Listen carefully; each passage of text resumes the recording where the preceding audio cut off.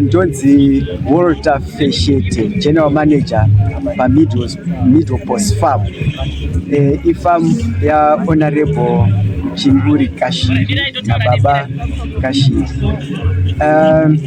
Ne program yedu ye wheat takatanga kutyara 50 hectares, land prep for the other 40 yakatopera chasara kutyara.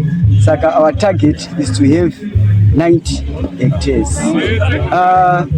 Crop kuti ite crop ine goal rakanaka inoda kutanga matanga kutesta masoils enyu kuti muziwe ma-inputs achapinda imomo. Izvi zvinobatsira kuti wheat yenyu igova of high quality and good yield.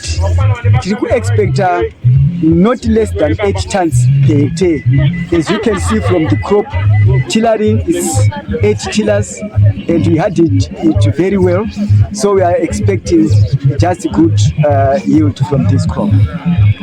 It was Zebron Takuta, manager of Takuta Farm. I'm not to my wheat. So far, almost 10 hectares. Before just taking the score, 25 hectares the wheat. This winter wheat.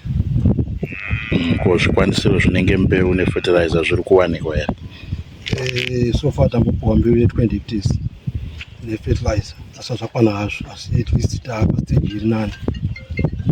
Ukurudziro yamunayo baba kune mamwe farmers varike vachida kupinda mu winter wheat kana kuti in the future ngati chikwa vari? Dambudziko riripo pawheat ngerekuti tinofana kuti tikasike tikurumidze pakudyara wheat. Tofana kukunza core todyara futi wheat in time. Saka tinokumbira kuti kuna anotipa ma-inputs akatipawo nguo nenguo zvotibatsirawo. Anokontrol futi moto akatipawo moto wakakwana. Azvichamiri gore rokubuda zvakanaka.